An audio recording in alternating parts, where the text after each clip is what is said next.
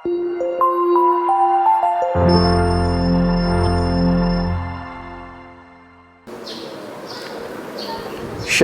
hakikat tawakal itu iaitu berpegang hanya atas Allah Ta'ala, yakni percaya hanya pada Allah Ta'ala serta tiada berubah-ubah hatinya pada ketika ketiadaan sesuatu daripada segala sebab yang mendatangkan akan rezekinya.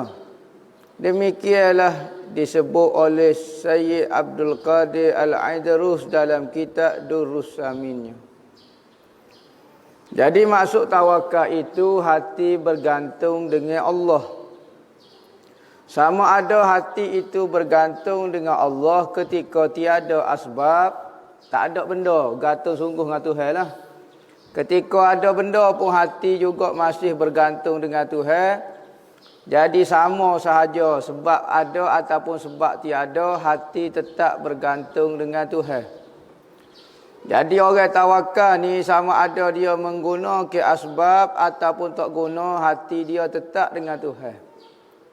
Contohnya, dia kerja dengan dia tak kerja, hati dia sama sahaja.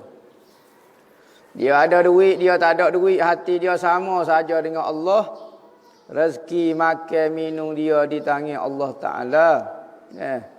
Maka dia kerja ke serupa saja. Dia tak kerja saja, hati dia sama sahaja. Kerja dapat pahala sunnah, tak kerja dapat pahala tawakal. Boleh berlaku. Tawakal ni boleh berlaku. Tu, tawakal ni hati. Kadang-kadang kita rasa kita tawakal, sebenarnya kita tidak tawakal. Contohnya seorang tak kerja tapi pitih mari berat. Maka dia rasa dia tawakal, sebenarnya dia bergantung dengan pitih.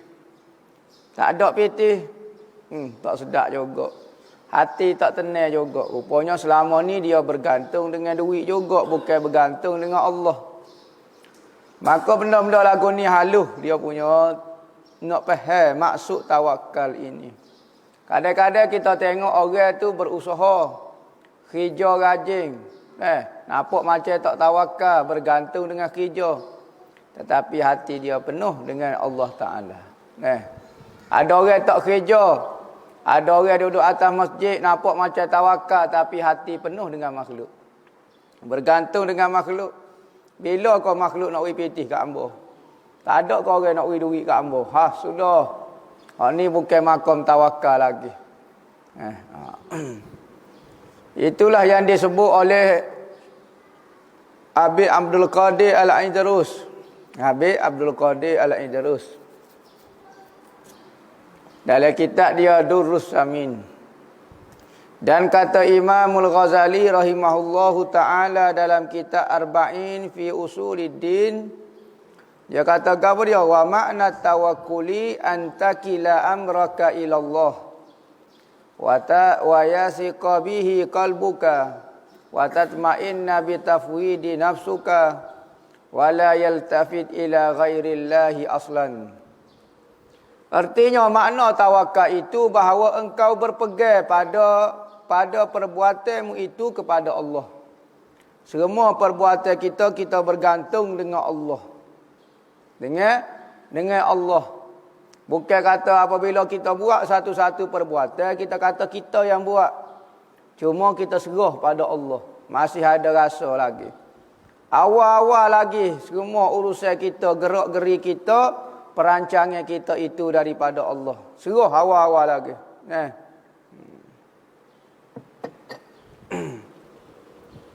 Perbuatan kita. Ada orang setengah tu masa dia buat kerja, masa duduk menanam, hak tu tidak tawakal. Duduk kali.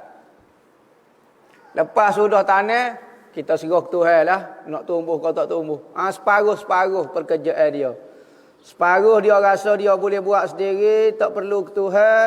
Masa duduk usaha tu tak perlu ke Tuhan. Masa nak tengok hasil, baru serah ke Tuhan. Salah juga. Ketika berusaha, ketika buat satu-satu benda tu lagi awal-awal lagi kena serah ke Tuhan dah. Hasil tu tentu dah lah hak ke Tuhan lagi. Maka awal-awal pekerjaan kita tu serah ke Tuhan dah.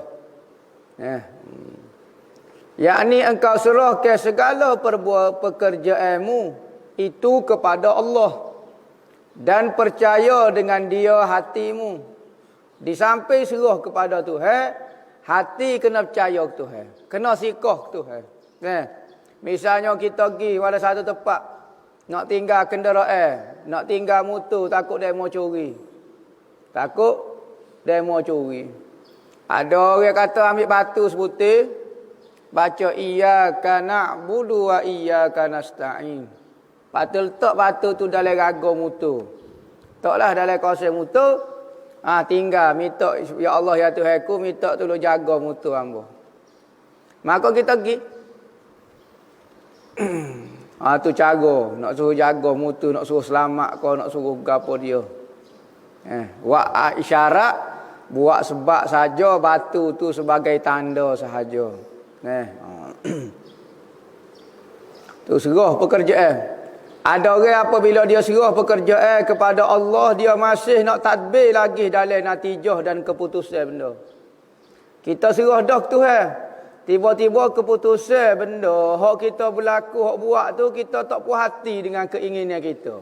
Sudah. Saat ni serah ke Tuhan. Ikut Tuhan lah, Tuhan nak buat gaponya.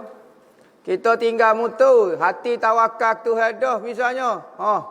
Klik kita tengok motor hilang. Allah, motor ni hilang. Tak puas hati dengan Tuhan. Saat ni kata serah ke Tuhan. Tuhan nak perilah ikut dia lah. Tuhan nak jaga, Tuhan nak adanya. Tapi tabiatnya bukan kata tabiat. Tuhan kata hamba tak akan sia-sia ke orang percaya kat hamba. Gitu boleh sebut. Tapi kalau hilang pun hati tetap dengan Tuhan. Nak kata gua mana? Saat ni hamba serah ke Tuhan ikut dia. Dia nak buat apa dia. Nak peracun motor hamba pun. Tapi kita serah satu benda ke Tuhan. Tapi natijah nak supaya kita. Saat ni kata serah ke Tuhan. Supaya kita serah ke tukar. Tukar boleh tolong beki, boleh buat katil kau, buat mari kau. Tukar pun buat. Hamba suruh belakang dah, kau tukar dah. Buatlah apa-apa. Tukarnya buat. Mari ngepek, tak puas hati. Weh, saat ni kata serah kat hamba. Biar jelas kata kalau serah kat hamba, kalau dia mau nak royak, nak lagu mana. Biar jelas. Kalau tak serah kata. Maka tawakal ni ada 3 peringkat. Tawakal ni ada 3 peringkat. Pertama peringkat tawakal itu, ni ada sebut. Lepas ni sebut. Tak payah sebut cerita awal. Biar baca kitab lah. Dan percaya dengan dia hatimu. Hati duduk percaya ke Tuhan. Dan tetap hatimu dengan menyerahkan akan dirimu kepada Allah. Hati duduk lagu tu semacam. Lebih-lebih lagi kita mengaji agama Tuhan ni. Kena banyak tawakal, banyak serah ke Tuhan. Jangan rasa dengan kepintaran kita, dengan kebijakan kita dapat memahami ilmu. Jangan rasa kita boleh amal dengan sendiri ilmu yang kita belajar tu. Minta dengan Tuhan supaya izin kepada kita untuk amal apa yang kita belajar. Dan kita niat pula, kalau Allah Ta'ala izin, Allah Ta'ala buat, minta dengan Tuhan supaya kita boleh sebar pula ilmu yang kita belajar ni. Gitulah. Hati kena serah ke Tuhan semacam. Agama pada akhir zaman ni, jangan rasa kita hebat, jangan rasa kita, tak apa, hamba boleh pegang. Begini, insya-Allah hamba jangan duduk lagu tu. Serah ke Tuhan, ya Allah, ya Tuhanku, kamulah yang membalikkan hati. Kamulah yang menyebabkan orang ni berlaku lagu ni, tetapkan aku dalam agamamu. Minta semacam. Minta supaya tetap hati dengan Tuhan semacam. Dan tiada berpaling engkau kepada yang lain daripada Allah sekali-kali. Hati dah. Bukan kata usaha. Usaha, perbuatan, tak apa. Misalnya kita pergi kerja, tapi hati duk serah ke Tuhan semacam. Maka kalau orang tawakal, beza dia kerja. Orang tawakal dengan orang tak tawakal. Kalau orang tak tawakal, kerja dia tengok kok kerja semata-mata. Tapi orang tawakal bukan pemalas ni. Orang tawakal buat kerja biasa-biasa. Dah. Bukan hak tu malah. Buat kerja sungguh. Tapi hati dia berpegang dengan Allah. Rezeki, kekuatan yang dia boleh buat kerja sekarang ni. Daripada Allah Ta'ala. Ketahui olehmu bahawasanya tawakal itu 3 martabat. 3 peringkat. Hak ni dia contoh saja. Hati perasaan kita rasalah sendiri lagu mana perasaan orang bertawakal kepada Allah. Kalau orang masih wujud lagi sesuatu di dalam hati dia selain Allah, maka payah dia nak serah diri dia kepada Allah. Urusan dia. Hati mesti bulak-bulak ke Tuhan.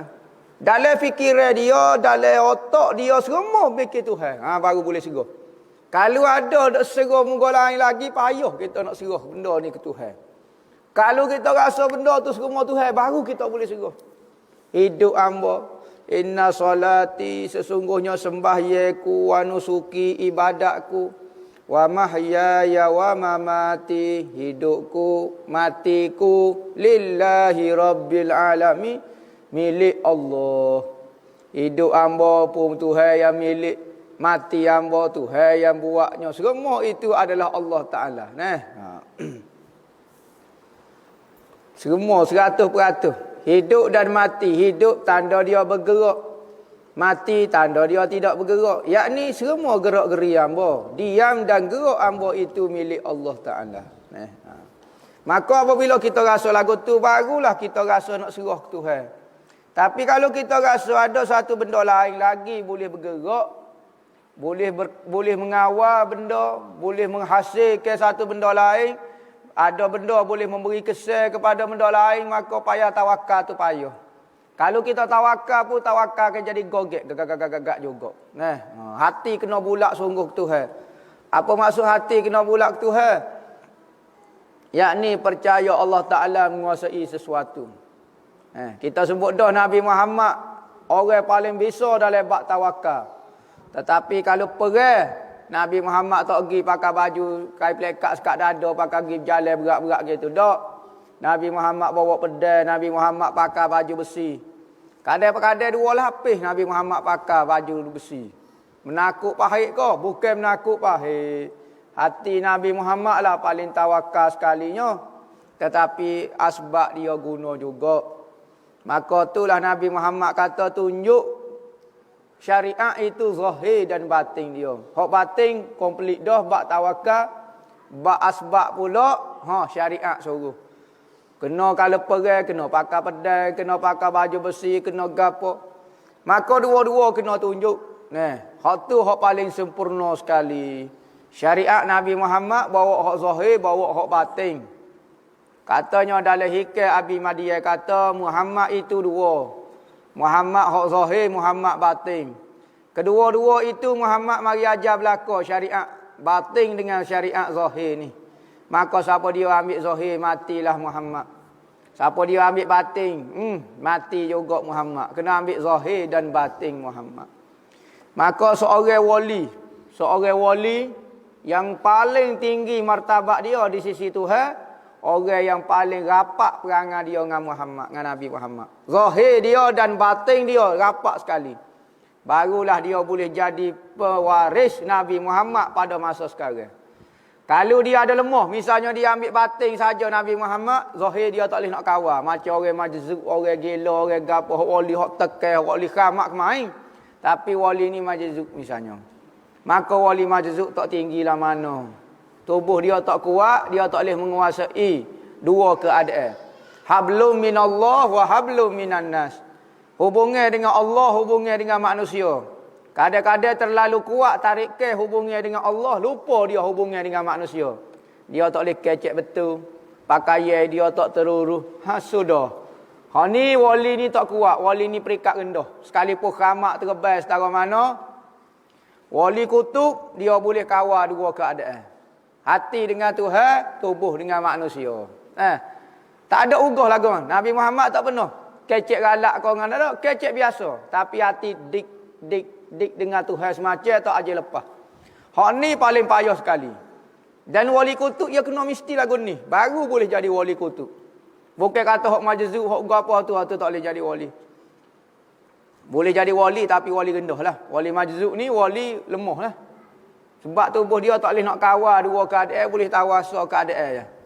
Hubungan dengan Tuhan je. Hubungan dengan manusia dia tak boleh. Tu wali majzub. Ya wali kutub ni ya biasa standard, nampak paling biasa sekali wali kutub. Tak ada ubah gapo dia dengan manusia. Biasa ya dia. Tak ada ugah ke apa dia.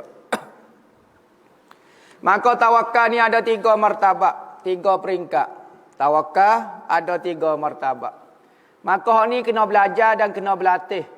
Kena belajar, kena berlatih. Ya tak mari gak selalu pakai jadi tawakal. Jangan lagu tu. Kita nak pandai masuk. Oh, kena belajar. Belajar kena berah, belajar goni. Sunnatullah semua innamal ilmu bitta'allum. Sesungguhnya mana-mana ilmu itu pun kena belajar. Beki basika kena belajar, goni kena belajar. Paling kurang tengok YouTube tak apa dah. Tapi belajarlah. Memang sunnatullah. Tiba-tiba nak benda hak payah, tawakal, sifat redha tak boleh belajar. Tak boleh kena belajar. Benda payah kena belajar. Maka belajarnya adalah duduk dengan guru. Guru yang ada sifat tawakal lah. Kalau dulu tu sendiri pun tak tawakal, nak belajar tawakal lagu mana? Kita nak pergi belajar bawa kapal terbang.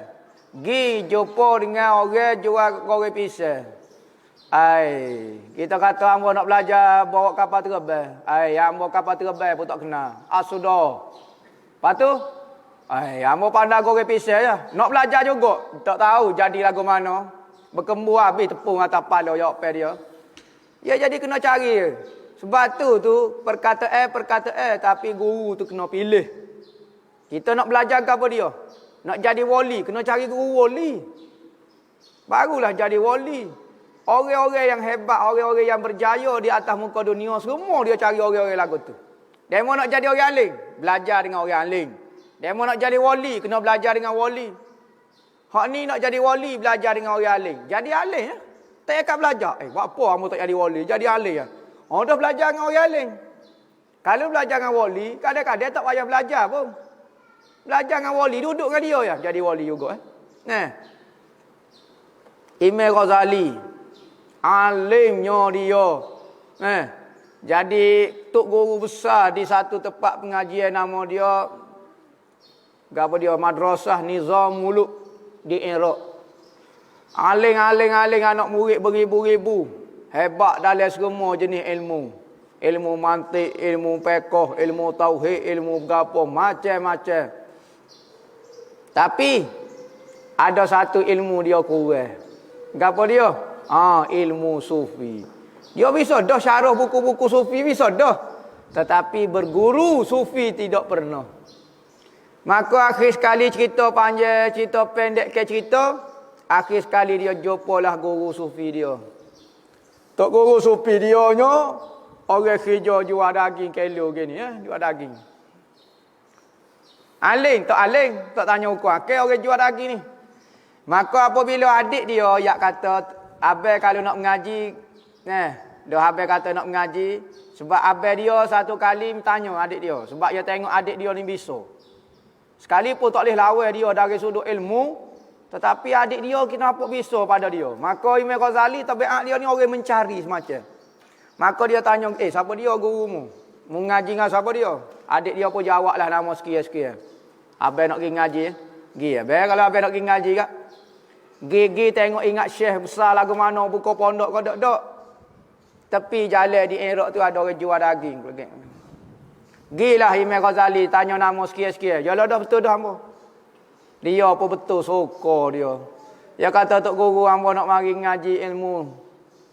Katanya tok guru dia nak mengaji gapo dengan hamba.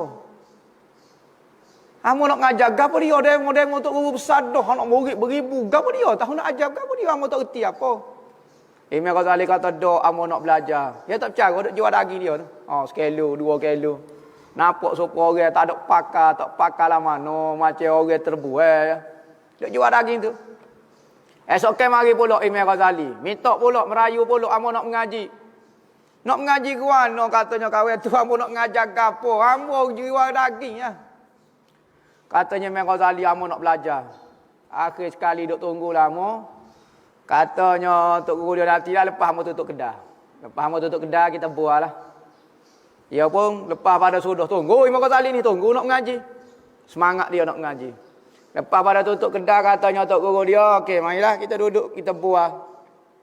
Imam Ghazali pun tengok tempat dia jual. Berkorbanlah darah huta, darah gapo dia ni.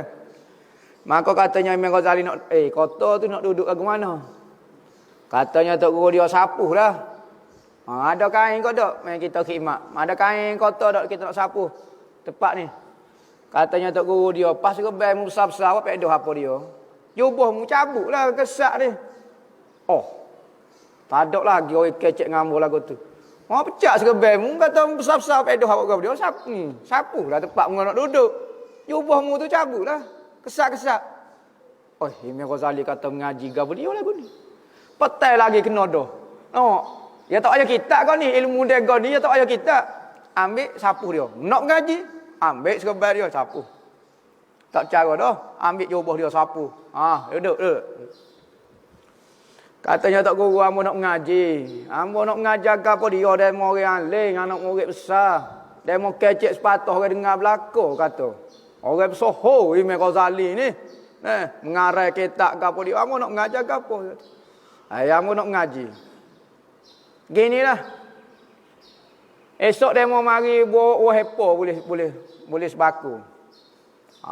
Imam Ghazali pun kelik. Tak apalah. Terima kasih. Esok mari bawa hepo. Syukurlah Imam Ghazali berkalinya perasaan ingat Tok Guru dia nak terima jadi anak murid lah. Kalau kita bawa pisai yang dulu ni. Bawa pisai, bawa buah jambu. Kalau naik surat besar buat apa dia? Buat puluk ngayai golek. Budak-budak makan telur ya. Tok Guru makan ayam golek yang dulu. Kalau boleh baca Yasin, buat mari pisai. Naik surat besar, ayam golek. Oh, jangan sokor je dulu. Tanya orang naik surat besar ke, tunggulah. Boleh makan puluk dengan telur. Jadi katanya Imam Ghazali Tok Guru dia terima anak murid ni. Buat mari hepo. Anak Tok Guru hamba minat hepo punya. Marilah. Dia tengah jual daging, tak cara apa dia. Marilah Imam Ghazali. Katanya Imam Ghazali Tok Guru saya mari dah. Katanya Tok Guru mari dah. Bawa dah gapo dia hamba suruh bawa hepo. Dia pun hitam. Dia bila dia jual dia hitam depan tu. Ni jalan Baghdad. Dia kata gini. Mu duduk bucu tu. Bucu jalan tu mu duduk cokoh. Betul? Duduk mu pecah sekebai mu duduk pegai wahepo mu ayat gini. Siapa dia siku balik hamba, kok pala hamba wahepo sebutir. Goyak ke budak-budak laung ke budak-budak pula. Siapa dia nak wahepo, siku atas kepala hamba sebutir. Imam Ghazali kata, bukan nak makan. Makan berapa dia? Awak lagu tu. Imam Ghazali duduk. Laung dia. Siapa dia kok kepala hamba boleh wahepo sebutir. Kalau derah 2 butir. Kalau ngejek 3 butir. Budak-budak supaya orang gila. Ngejek nu, sekelo lagi unggat dah. Nak wahepo ni, jek, pau pakat jek. Habislah sebutir, sebaku wahepo. Katanya Tok Guru dia, habis dah. Orang boleh kelik Esok mari bawa beledi bawa cetung Ngaji gapo lah beledi dengan cetung 20. Hamba nak mengaji ilmu. Bukan ngaji lagu ni. Ni. Tradisi kita orang pondok lagu ni. Ambo nak mari mengaji, bapa Tok Guru suruh mari duk basuh jambai, basuh kolong. Bukan kerja ambo. Tak telitah pun niat ambo nak mari basuh benda lagu ni. Ambo nak ilmu. Lepas pada tu esok mari pulak nak mengaji, nak ilmu ni. Mari bawa beledi. Katanya Tok Guru dia ambil isi air dari beledi ni. Isi air. Berkali nak basuh kedai dia kali. Ambil. Bawa beledi. Jalan daripada ujung jalan sampai sini. Buat apa dia? Basuh jalan di Erok. Ya zaman musim panas kau gapo dia, ya debu naik ke kedai. Macam pak kita pun je. Pasal naik debu tu, dia kena jiru air. Jari dulu bukan tak. Jari debu lah. Basuh tu gak zeru jadi basuh jadi molek. Apabila lagu tu anak murid dia perasa, jalan tengok Tok Guru buat kerja lagu ni. Gegelah di tempat pondok kata Tok Guru kita gila dah lah. Gila dah lah Imam Ghazali nya. Pakat habis kata gila. Seluruh Baghdad kata gila. Orang dok kata nyanyo ngaji pandai-pandai bijak-bijak gila sekali. Ising kau orang mana beramal kuat kau. Maka lepas pada tu Tok Guru dia panggil mari duduk dengan aku. Lepas pada itulah Imam Ghazali kata baru hati hamba terbuka. Daripada ilmu yang tidak ada dalam kitab, ilmu di sebalik ilmu. Pertama ilmu hak kita mengaji ni. Mengaji, boleh ilmu, tak boleh lagi. Ilmu yang sebenar di sebalik amal kita. Apabila kita mengaji, hak ni ilmu ni boleh berkongsi. Wahabi boleh mengaji, orientalis boleh mengaji, orang kafir, orang Cina, orang apa dia, orang Dayak, Kadazai boleh mengaji lagu ni. Bawa mengaji tak ada masalah. Ilmu tulisan hafal tak apa. Apabila kita amal ilmu kita, amal, maka akan mari satu ilmu lain selepas daripada beramal. Nabi kata man amila bima alima aurasahullahu ilma ma lam ya'lam. Siapa dia beramal dengan apa yang ia belajar, apa yang ia tahu, Tuhan akan mewarisi. Tengok, warisi ni tak payah kau usaha waris. Orang timur sako ke kena buat kerja, tak payah buat kerja. Sako ya. Baris toko daripada ayah kita turun kita, tak payah usaha apa dia. Tuhan akan mempusakai, mewarisi ilmu yang ia tidak tahu lagi. Maka dipanggil ilmu laduni ataupun ilmu ilham. Maka orang-orang ulama yang siapa mereka ilmu laduni dan ilmu ilham, setengah dia mengarang kitab. Maka kitab dia tidak dapat dipahami oleh manusia biasa yang taraf ilmu tahap pertama. Ilmu tahap kedua baru boleh memahami kitab dia. Maka sebab tu ada banyak kitab-kitab tasawuf kita tengok saja supaya putus kayu. Tak faham. Kerana apa? Kerana bukan ilmu ni dah, ilmu mari dengan ilham. Maka apabila lagu tu kadang-kadang kita nampak kitab ni mengarut. Jom tak ada nah nampak tunjuk lagu ni. Dia nampak lagu ni tulisan lagu ni lagu apa dia. Ni ilham ketika menulis. Maka dia siapa perikat lagu tu baru boleh menulis lagu ni. Cuba tengok kitab Ibnu Arabi. Ibnu Arabi karya kitab Futuhat Makkiyah. Karya kitab Fususul Hikam. Maka masa ilham dia mari. Maka orang ilmu biasa-biasa, katanya orang sufi kata kami mengharapkan kitab kami ini dibaca oleh orang awam. Haram. Kerana apa? Kerana kalau orang awam baca kitab pokok kita sesat. Patut menulis wak berapa dia untuk orang baca jadi sesat. Fususul Hikam tulis wak berapa dia. Futuhat Makkiyah tulis wak berapa dia kalau benda tu jadi sesat. Dia kata kitab ni khas untuk pokok dia saja, untuk orang yang dapat ilham dah tak apa. Kalau orang biasa-biasa ngajilah PhD ke, profesor ke, 12 PhD ke, tapi ilmu zahir belaka, ngajilah tak dapat rasa ilmu pokok dia. Tapi orang kalau tak mengaji, ada ilmu lagu ni, boleh baca kitab dia. Lepas tu dia kata orang sufi ni mengarut tulis kitab tak siwi baca. Lepas tu kata kalau baca jadi sesak pula. Pelik sungguh ilmu lagu ni. Ya gini, ilmu ni kalau tinggi sesak belaka, bukan dalam ilmu tasawuf. Ilmu tauhid tinggi-tinggi pun kalau orang awam biasa sesat. Ilmu fiqh tinggi-tinggi baca sesat kau. Ilmu fiqh ya tu.